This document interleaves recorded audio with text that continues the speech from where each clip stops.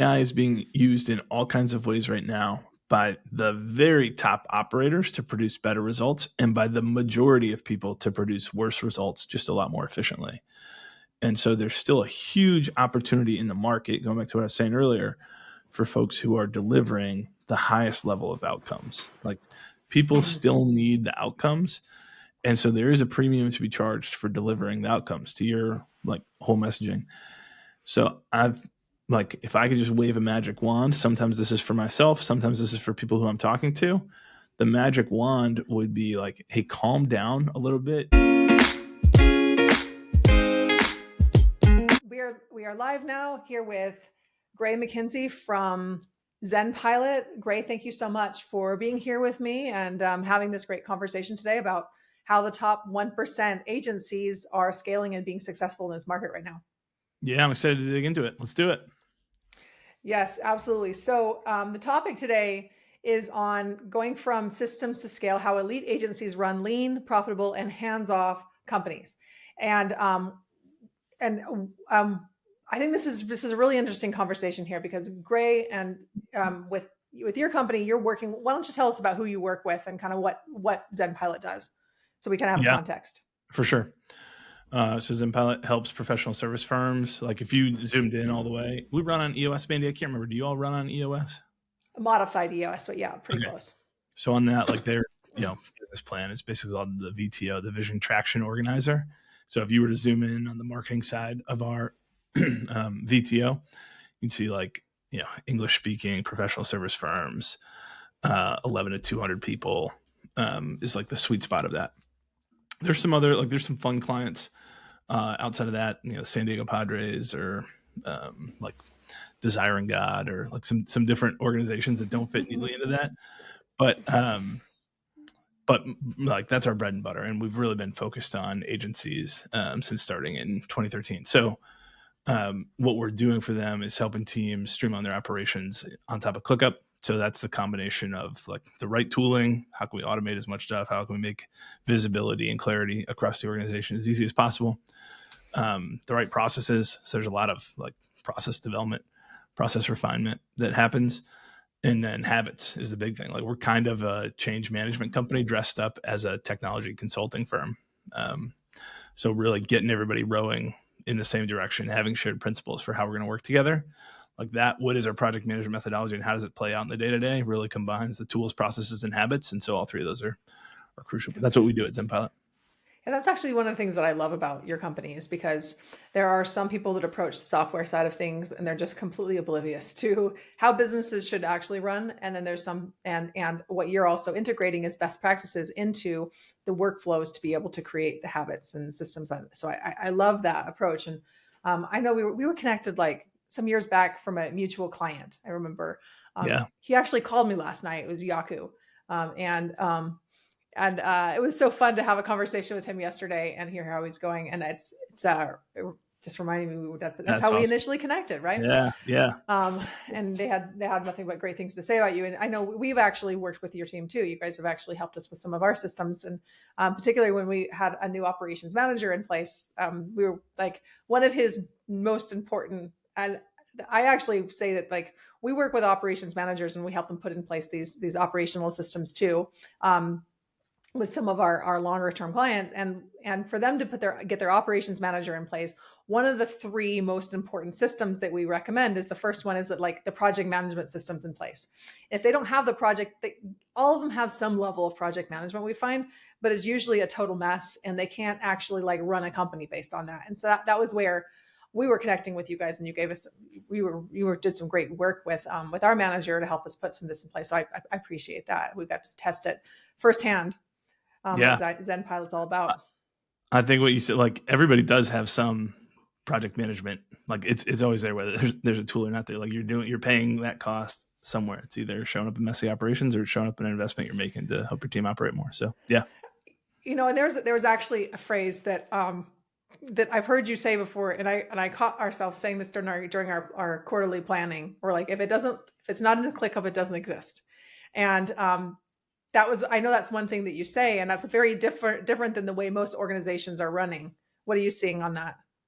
Oh, for sure. Yeah. If you ask people, That's actually, there's a YouTube video I just put out yesterday explaining that and just kind of unpacking it in a little bit more detail. Saying like, obviously this is a principle, whatever project management system you're using, like assuming that you have a team of more than a couple people and information goes beyond what a human brain can retain at any given point in time. Like you need to be putting information somewhere. But that's an easy cliche to be like, oh, if it's not in ClickUp, it doesn't exist.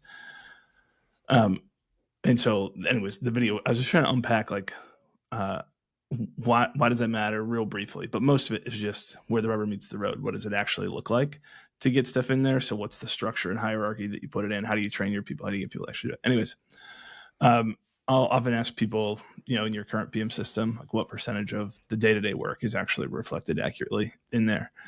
And the most common answer is like, I don't know, 40%, 50%. Like it's not the majority of work most of the time. So to answer your question about like, hey, what does it actually look like? That's still where the average firm is, which I think hopefully gives anybody watching this, listening to us, a little bit of a, hopefully they're feeling two things. Hopefully they're feeling like, oh, that's a little bit convicting that you asked that question. And I'm feeling like, hey, we could and should do better, and life would be better if we did that. And I've got thousands of teams who can share like life is better when we do that. But there should be some relief too that the bar, like there are excellent firms out there you're competing against who are doing great work. And there are organizations who are still earning a good amount of money, who are still like, who are struggling through, like they're succeeding in spite of themselves. And the bar is still not that high to be moderately successful. That's a great way. I actually heard that question. I'm like, that is a bit of an incriminating question because it's really easy to, I don't know if where you're seeing or your clients go off track. Like where are they actually, I should ask you this, where are you seeing them having the conversations or where their work is being done? If like, where's the rest of the 60% living? Oh, Slack. Yeah. Slack or Teams. Like it's all, there's still a handful, like we've, we break into these different pockets at a time. Like we spread so much by word of mouth that we break into pockets by industry. So that's like, hey, we worked with a ton of inbound marketing firms because that's what we were at the very beginning when we were back in the day when we were an agency with Guavabox before ZenPilot. So we break in by industry, and that still happens. We break in by connection points. So the HubSpot ecosystem was like that original ecosystem, but then you go through these the high level community, and a lot of teams weren't on high level and Salesforce communities. But then you break in by geography too. And so a bunch of teams in like Brooklyn was an early hub and did a lot of work then in like Manhattan and stuff. And anyways, so there's still some of those in-person like geographies that we'll go through where there's a lot of in-person teams. It's just like, hey, this all happens like face to face, but it's almost always Slack or Teams or a chat tool. So what do you see as possible when you go in? First of all, what is the right percentage to really shoot for if you're at 40%? And then how do you actually get to that point? Yeah, I think if you ask the opposite question, you see like a client calls with a question and asks something like, what percentage of the time is it okay that we have a real answer for versus making up an answer? Like we'd all feel really uncomfortable with a number less than 100%. Probably, actually, that's not true. There's plenty of agency owners who are like, I don't know, make it up half the time. But most responsible operators would say like, hey, we should have an answer every time for what happened. How did we get there? Where did it wind up? So I don't think that shooting for living truly out that ideal. I don't think that's an absurd goal to have. And there's organizations who've done that well. I think it's really hard to do if you keep your tech stack as obviously we've got a CRM system, we've got a PM system, but we've got a different finance system, and then we've got a different chat system and a different, like you just add all these systems up. I think it's really hard to shoot for. But I think your goal is to do it one way or another. So that might mean, hey, I've got to take information and I have to pass it. Like I've got to build these integrations or connections and pass that data to ClickUp somehow. Or even if it doesn't live in ClickUp, like I've got to tie that somewhere together so that we can go get those answers. So I think wherever you are, I have zero problem saying, hey, let's take some baby steps towards it. We're at 40% today.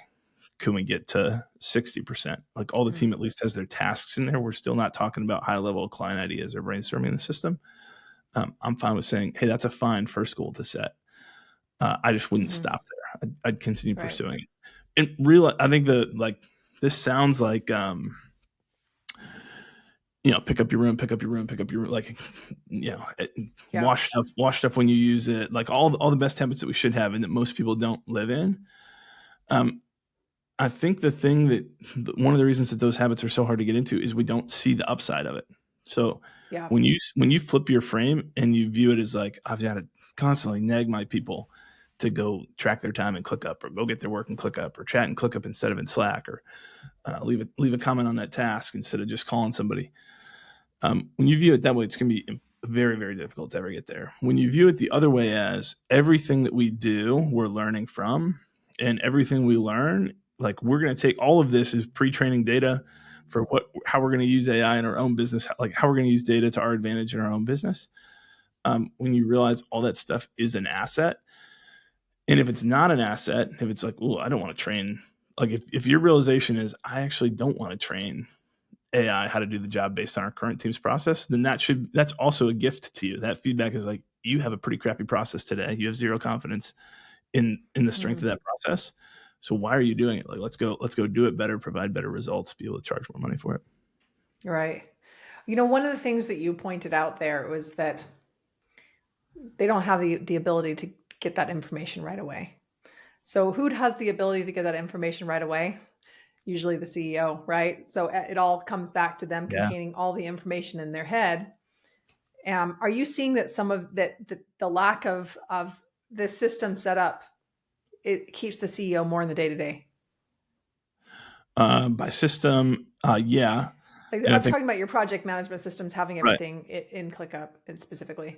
Oh, for sure. Yeah. If there's not a system you can rely on to say, if I delegate this, if I assign a task to Mandy and I say, hey, this is due tomorrow, assuming I followed the rules, I paid attention to, like, bandwidth, and that was easy for me to access and see when she can realistically do this.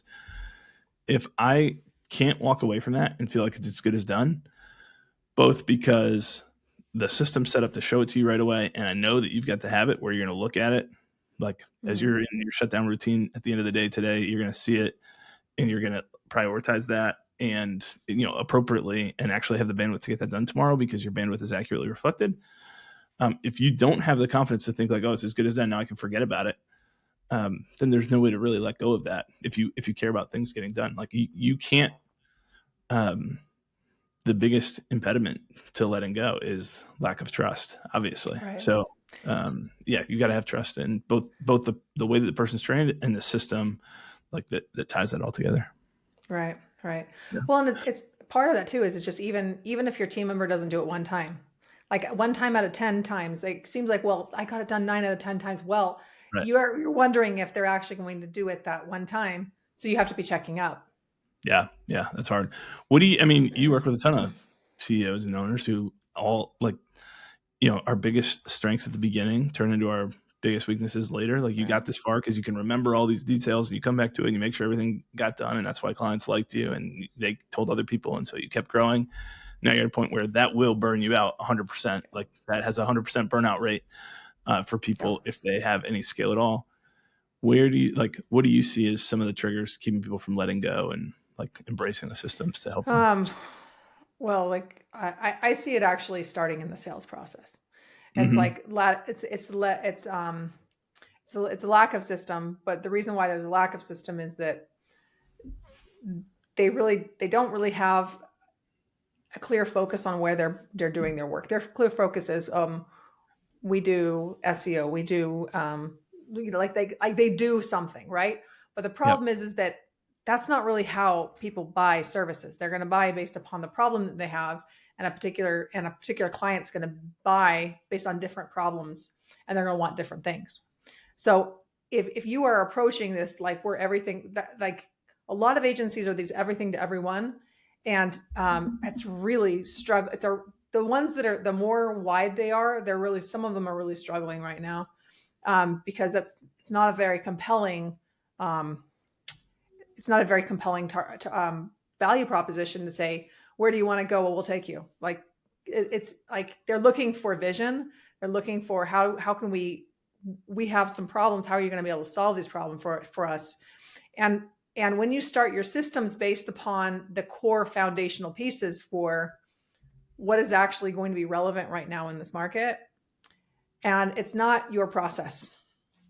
And the buyers, we were talking about this just before we hit recording too, about Yeah. how there are so many things changing about the pricing pressure. And what the pricing pressure, I'd love to hear your perspective on this too, but what I'm seeing from the pricing pressure is the same thing that's been around for a long time, is that clients have been reluctant to pay for processes. They've been reluctant to pay for, okay, you're going to do this service and check off the boxes, give us these milestones, they're not getting a real tangible result out of it, or they're not seeing a tangible result from it. So they're very reluctant to make investments because they're not making investments. They're throwing spaghetti against the wall and hoping it sticks.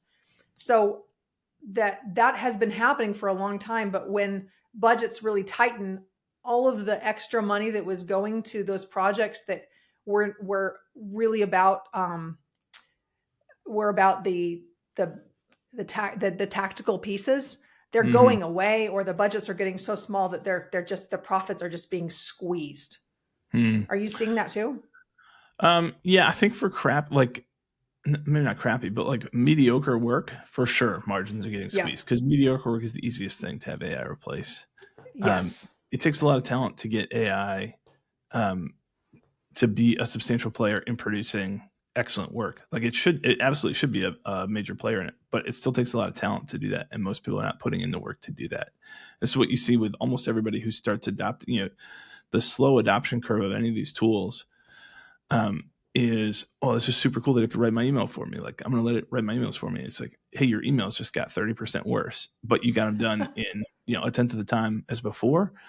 And at the very beginning, like, there's a lot of people who are willing to take that trade-off and be like, that's fine. Like, a 30% worse for 10 times faster, that's great. But what that creates then is like a huge opportunity for folks who are like figuring out how to use it to get maybe like twice as fast, but they're making it 10% better than it was before, or 20% better than there's a different way to go with it. And I think that lens isn't often applied to it when you just focus on the efficiency side of what the tools can do. And yeah, exactly. That these tools are being focused on efficiency. They're looking at how do we be able to replace people? How do we be able to get more done instead of, coming back to your process? Is this something that you want AI to replicate? So being really clear on, this is the client type that we're serving. This is the painful problem that they have. And we're not talking about they need a website. We're talking about painful problem of like, they want to get from 50 million to 100 million, that kind of painful problem. And I'm not saying that every agency can solve that problem. We definitely work with some agencies that can solve that problem. And some of the agencies we worked with, they're looking at problems for how do we be able to double their profitability? How do we be able to cut the churn in half? With some of these service companies, we work with a lot of service companies as well. But when you talk about it like that, it's a completely different equation. Yeah, I think that for sure you have to be, and I think sometimes people hear me talk about process a lot and they're like, oh, then that's maybe what we ought to be emphasizing to clients. So I don't disagree at all. Like, I 100% agree with you that we should be selling the outcome. That outcome, just like anything else, is like, I don't know anybody who can take every well, that's not true. Taking people from 50 million to 100 million is a great example. Like, I know tons of people who can do that. Doing it efficiently without burning $300 million, like, that's a much smaller pool. And I can't think of anybody that can just blanket take any company from 50 to $1 million or $100 million profitably. So almost always there's like constraints. Hey, if you've got this type of business model, if you're in this, like, you've got this type of competitive edge, there's a business model that can work here. I know how to pour gas on that specific fire. Like, I know how to pour gas on an agency business model who's got a proven, like, the reason we don't work with very many 1, 2, 3 person firms, outside of the fact that like their payback time takes a long time, is like they're still figuring out who they are and what they do. So I need an agency who like has a process to deliver good work for clients, or they've got a reputation for delivering a good work. Things are chaotic internally, and they need to operationalize that to be able to scale. And they're willing to work on top of ClickUp. Like, that's a whole lot of narrowing down our little box and corner of the world to say like, hey, this is what we're really good at. And then the outcome that you're selling, just like people selling, hey, we'll take this specific business model with this specific type of competitive edge in this specific industry from $50 million to $100 million. That's the outcome that we're after. And so people first need to know what's the outcome. Like, are we aligned on the vision? I don't know if you can hear any of the noise right now, but like, we're doing this big outdoor living project. There's a massive pavilion, an outdoor kitchen, and like fire pit, like all this stuff happening. And like, first I need to see, hey, can you give me a vision / catch my vision? Like both of those are aligned. Then I need to see examples. So proof that like, have you actually done this before? Can you do this? And then the last thing I want to know is like, is this going to be a crazy experience to do it? So the process is really just part of the proof of what that looks like. And you only pull that out, like you only showcase that to the granularity level or detail that you need to go to. So like nobody needs to see inside of our ClickUp workspace to see how every deliverable has a set of subtasks and they're all, whatever else. Like they need to know, what are the milestones? Have you done this before? Have you thought about it carefully and thoughtfully? And can you show me what are the milestones we have to cross off on that journey to hit my outcome that I'm after? And I think that's a really great example too, because you have a clear outcome that you're helping them put in place, the operations systematically that are like built into the DNA of their entire company, and working towards where 100% of the company is in there, because it's building it as an asset. It's removing the CEO from the day to day. It's making everything more streamlined and profitable. There's so many things that are there. And you also have defined success conditions. They have to be willing to build this on top of ClickUp. They have to have figured out what they're already wanting to scale, right? Because that's not your role to figure that out, what that is to scale. That's one of the things that we do, is actually like they have all these different things, and they're really good at certain parts of it. And then there's these other parts that they just brought on because it landed on their doorstep and they needed the cash. And then before they know it, half their company is like all these like ill-fitting projects that are not quite what they were looking for. And you can't scale a company like that. You can't quite build systems and processes around that, because you don't even know what you're doing best. And I threw out that example of like 50 to 100 million. Yeah. Because one of the things I do find is that we have clients that have that ability in them. They've been able to do that like once or twice for a company, but they feel like it's kind of a fluke. And they're like, well, it was just, but when you actually look at what are the success conditions and you work it backwards, you can realize, well, like, actually, that's really what we do.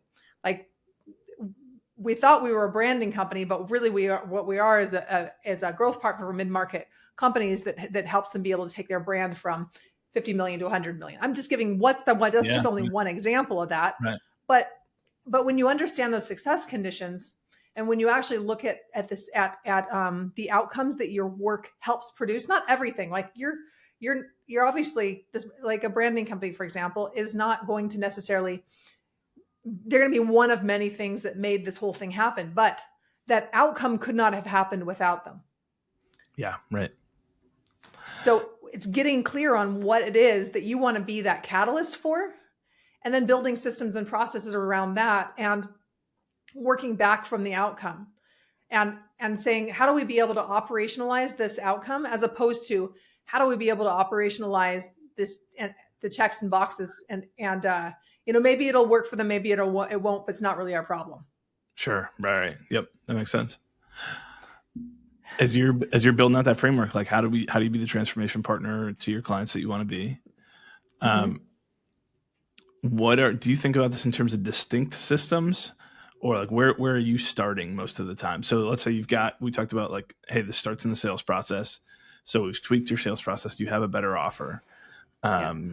What's the next, like, as you think about this, what's the hierarchy of systems and like the next place to go most commonly? Well, and going back to that, the first system on that is Power of One. So one client, one painful problem, one outcome. And then that you build that into an offer, and then you build that offer into sales messaging, right? And all of this, now you have a system that's built. So you have something that you can actually replicate, but you have something to sell, and that you have something to sell for. Actually, what we see is that a lot of our clients are able to charge, that they're able to use this when they have it quantified. They actually go into a different level of pricing tier. So it unlocks budget that they said, we don't have the much budget. What they really meant is, we don't have the budget for you, because we see you in this branding bucket. We see you in this in this paid ads bucket. We don't see you in this bigger picture perspective of a real true growth partner for them. And when they see you as a real true growth partner, then you get access to the C-suite. You get access to go beyond just like, if it's just the marketing department or whatever tactical solution. But it allows you to be able to go and and sell something that you can charge 2 or 3 times the price point. Now that gives you margin. That gives you the ability to build out, like the systems that you're talking about. They cost money. It costs money to pay your team. It takes some bandwidth to focus and be able to really be an exceptional company. So what do you need to have for bandwidth? You need to have profit. You need to have the cash to do that. So what that means is you have to be able to be good enough to be able to command the price points to do the level of exceptionalism that you're talking about. Yeah. Makes sense. Yeah, I'm curious then, like, so we've got, actually, can I throw this a total tangent? So you can bounce off of this one if you want to get off of this right away. This is fun. So, like one audience, one offer, kind of like the power of ones. And then most of the examples I think that we point to have variants of that offer. How do you feel about variants? Do you know what I mean? Like, hey, I've got our main thing. I've got our main thing, like ZenPilot. You're going to go through our blueprint, then you're going to go through an implementation. Then we're into the optimized phase of what happens, whether you do it or we do it. Okay. But we've got this big audience. There's folks who aren't ready for a full blueprint, or it's like, hey, I worked with you a while ago. Like, is there another offer, another way to work with you? And so we do have like a lower tier way to work with us at ZenPilot. That's not the core thing. It doesn't make sense. Like, there's people who will say no to, but and I know at different times you've had different offers. So do you see that as like, it'd be easy for me to sit here and try to make an argument and say, hey, it's still the same audience who we're going after, and we're still serving them on top of ClickUp, and we're still doing some amount of design first and then build. Like, we're going through this iteration of this process. Do you see any incongruency with that, or is that how do you work with that? I think that's a really good distinction. And what happens is that as you scale your company and you have more sophistication in your company, breaking them apart makes more sense. And it makes more sense for a number of reasons. But when I will say that if you have a company that you have limited capacity, you sell the full enchilada. And that's one thing that we did for a long time, because that's the capacity we had to do it one way. And then as we've grown, we've been able to split apart some of our things, like it sounds like you have too. But the most important thing is to not water down your messaging. And what happens is that a lot of companies, a lot of service firms, you're like, well, we do this and we do this. Well, it just kind of depends, right? Well, instead, set the high bar and say, well, it depends on these factors. And this is who our profit sweet spot client is. And this is who we're calling in. And then what's going to happen is that your brand is so compelling. I know you guys put some of the most amazing content out. And I've seen you put together these amazing demonstrations. You're capturing more market than just the people that are qualified to work with you at the higher level.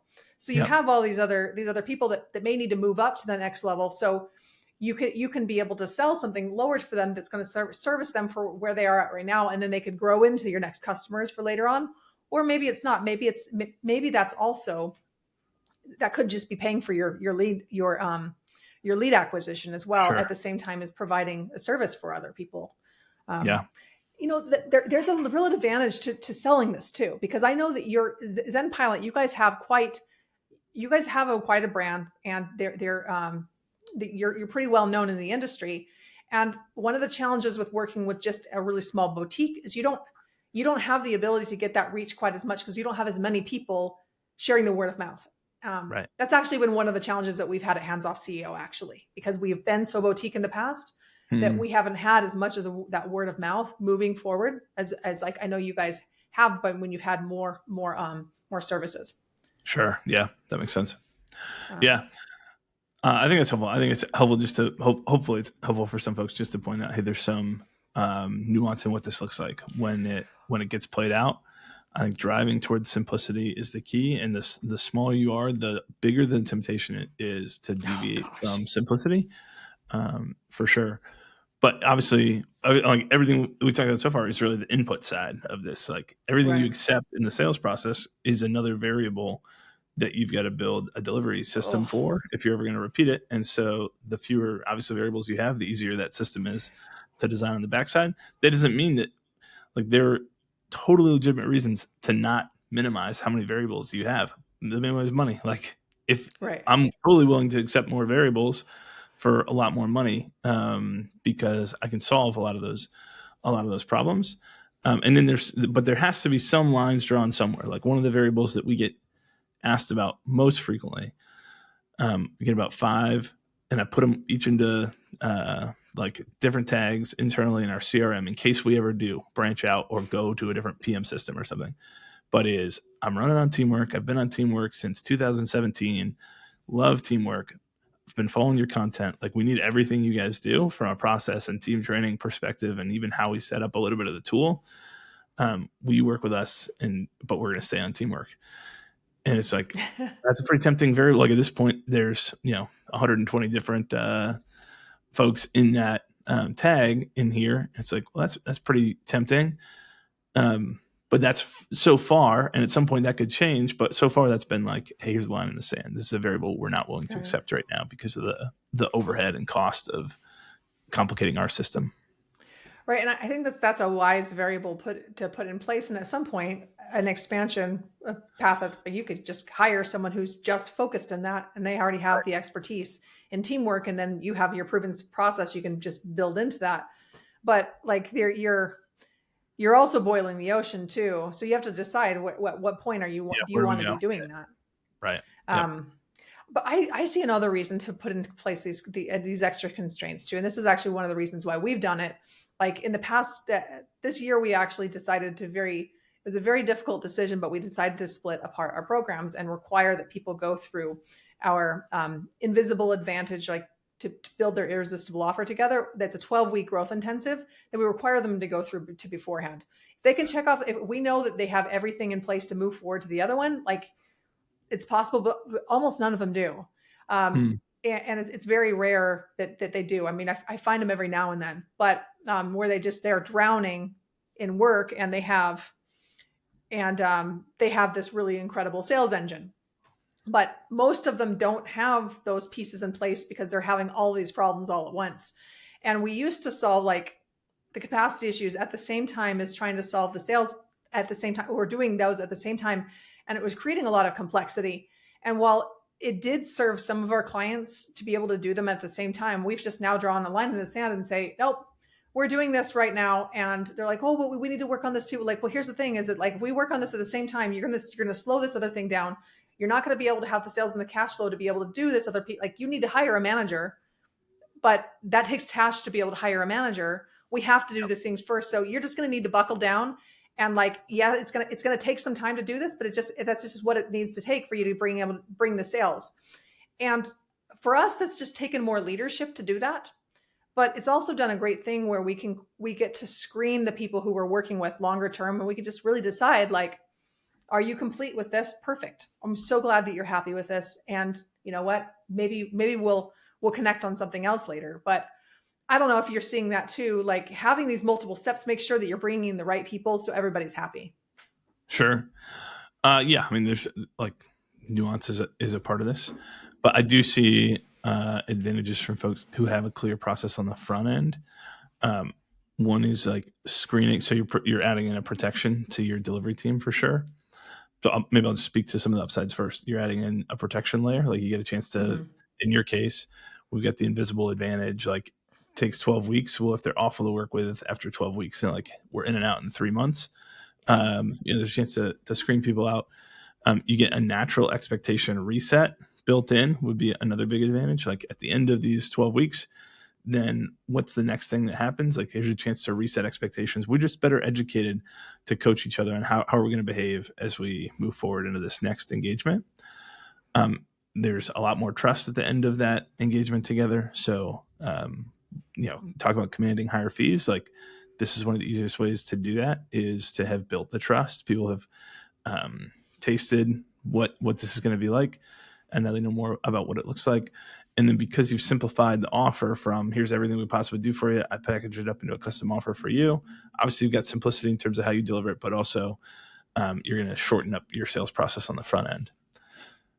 So I think those are like 4 distinct, real big advantages to having a clear way to package up and put it out there.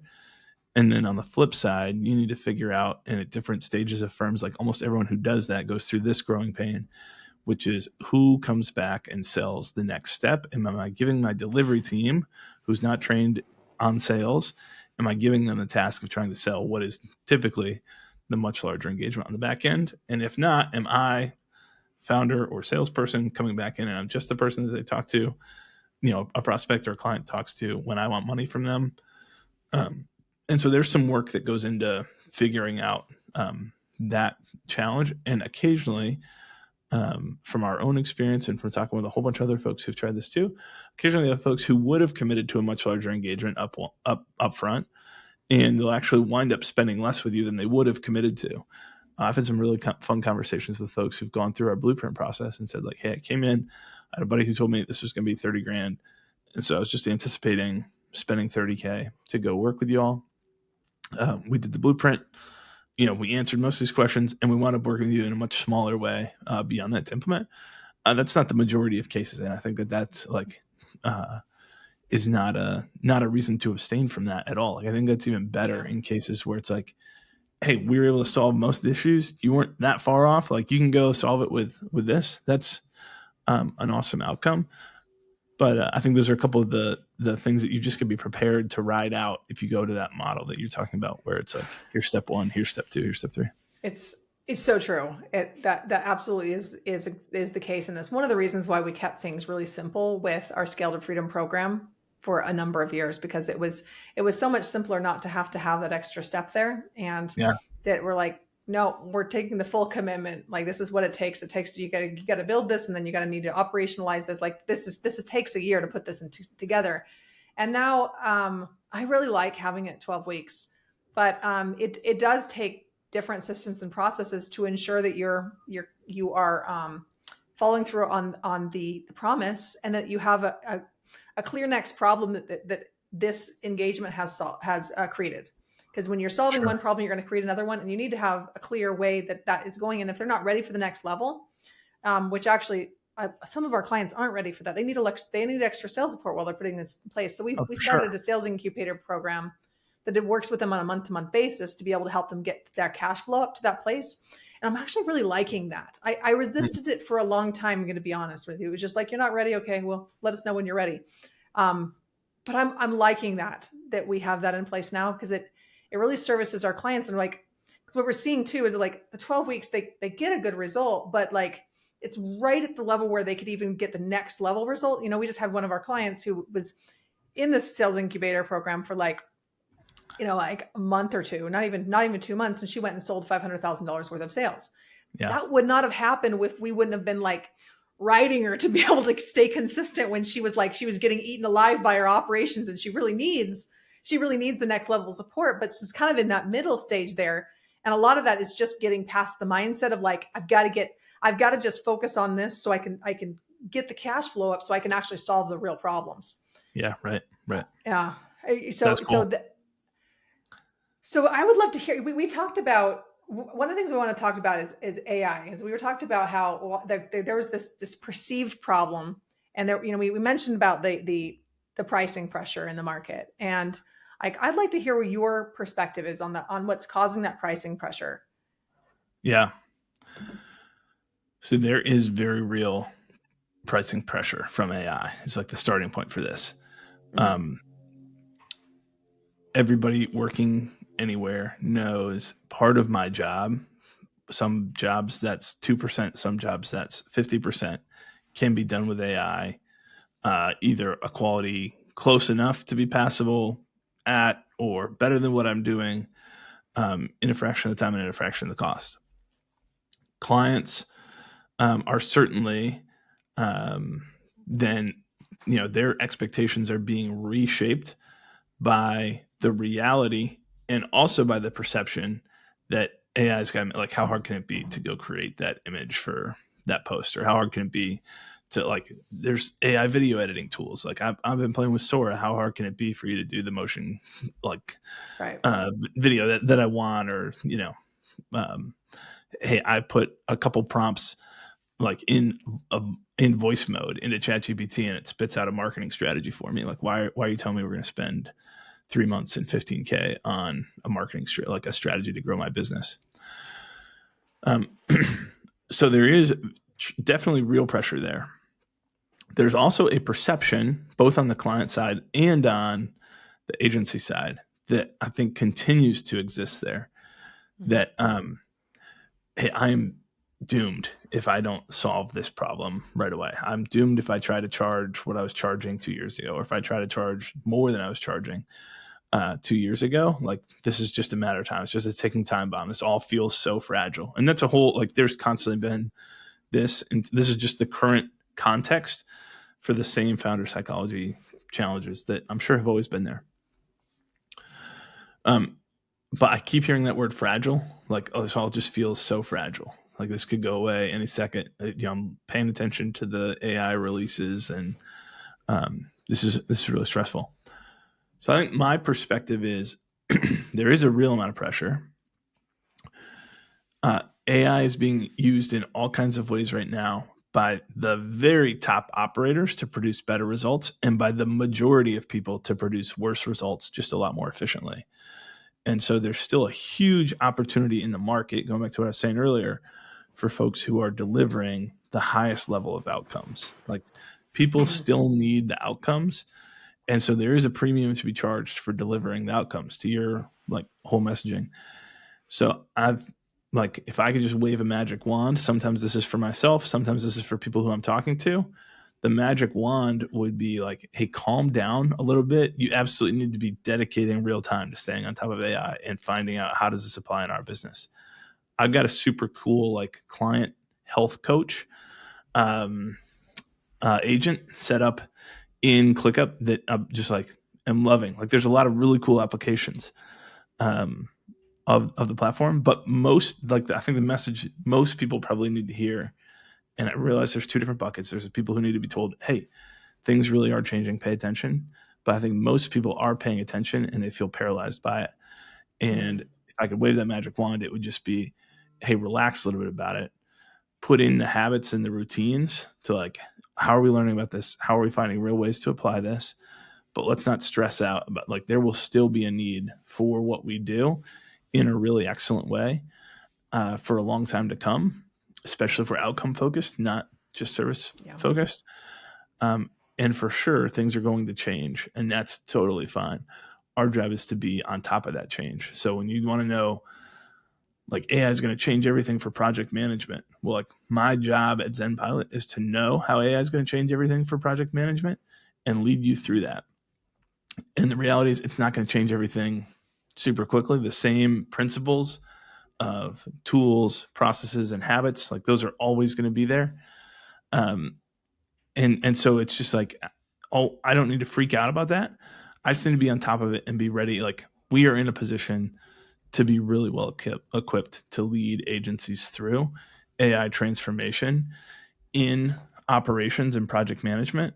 And what we can't do is give into the pressure that, like, to go market, everything's going to change tomorrow, because it's not what's happening. Like, there is a lot of change happening, and you want to be early on this stuff, but you're certainly not at the, like, existential risk as on the short time horizon that so many people are giving into so much stress about, because that's what's being marketed.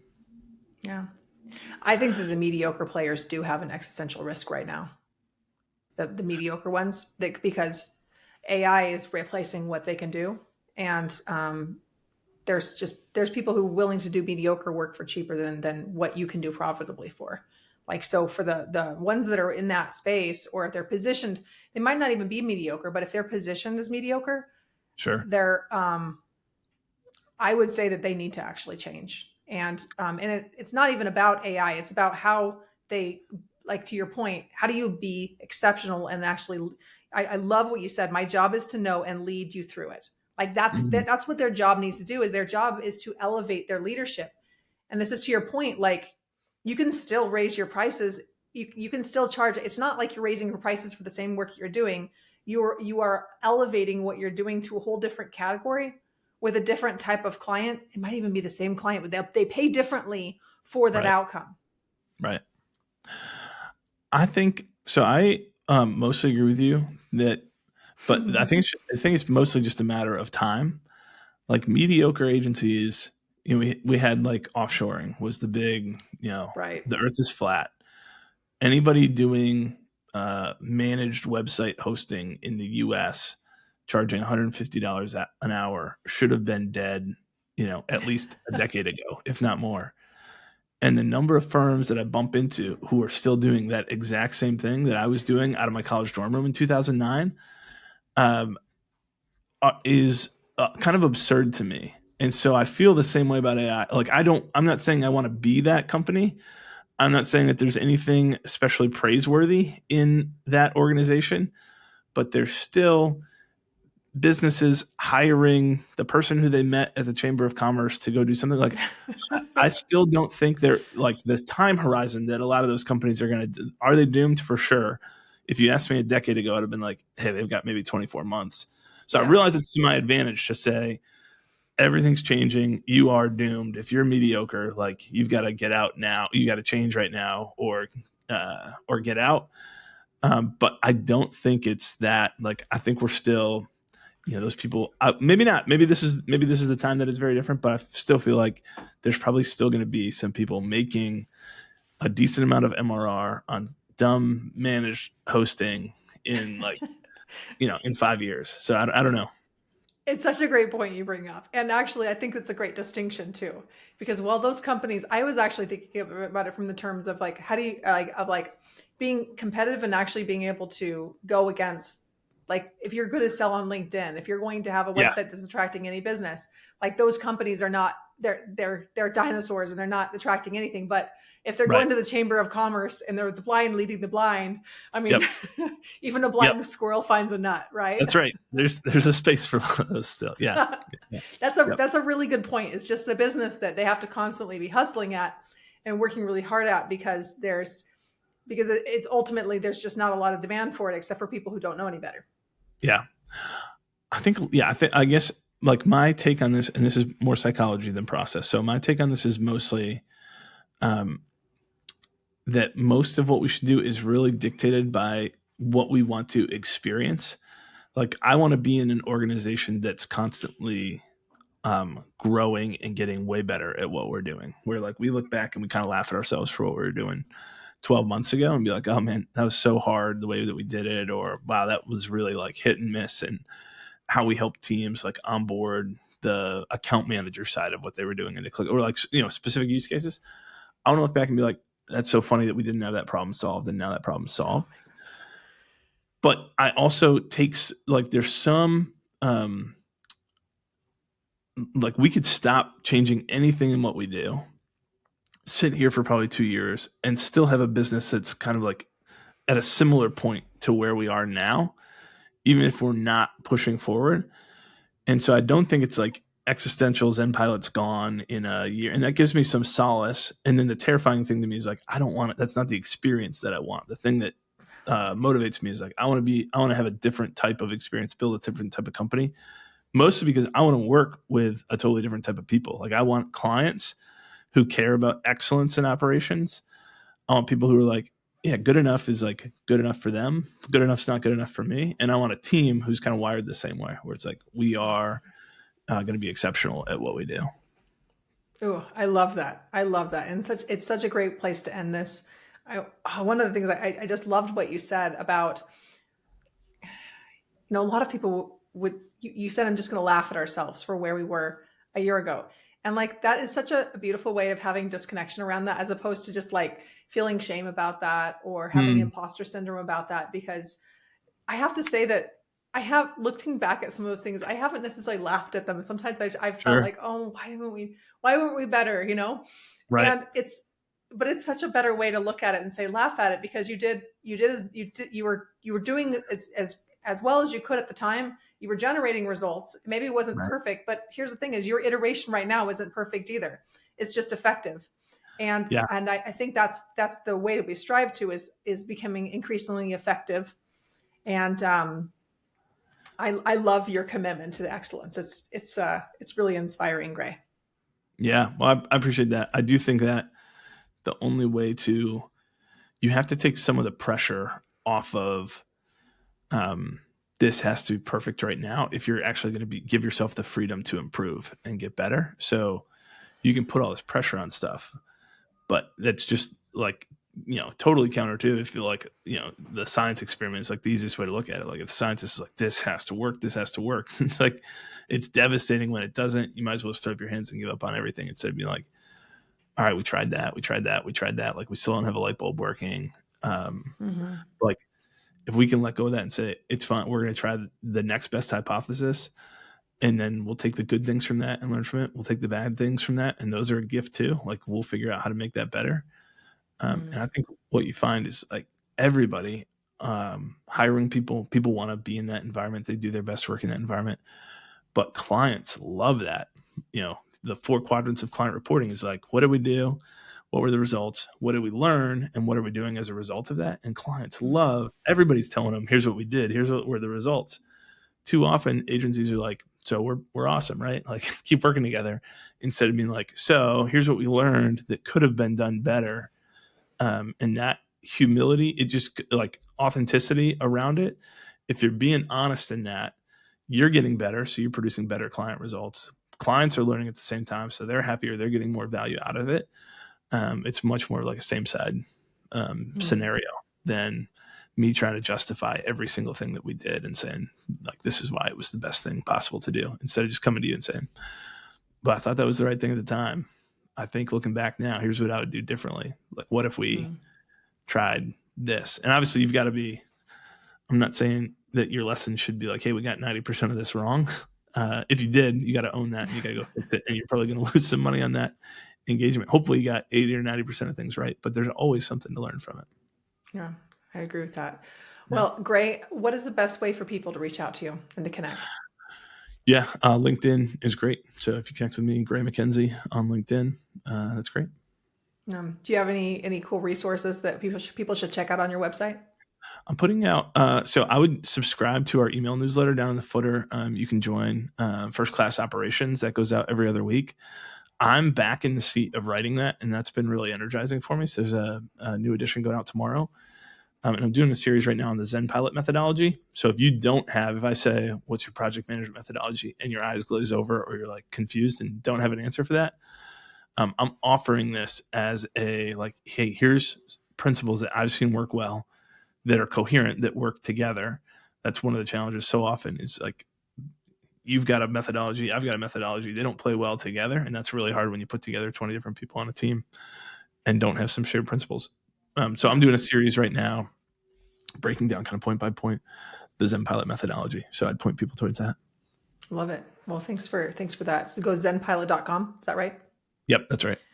And for those tuning in, if you want to find out how you can step into the next pricing tier and how you can be able to have an offer that will resonate with your market, that will allow you to continue to expand the excellence that we were talking about with Gray, I go through it on an executive briefing called Hands Off CEO. If you go to handsoffceo.com/briefing, you can come, and it's a live coaching call where you can get actual direct support and feedback on your offers and how you can make them more relevant and easier to sell. So thank you again, Gray, for coming on. It was such an amazing conversation. As always, our conversations are always so interesting. So I appreciate you taking the time. Yeah, well, thanks, Mandy. This is always good to talk with you and be with you, and I appreciate you taking time today. All right. Bye.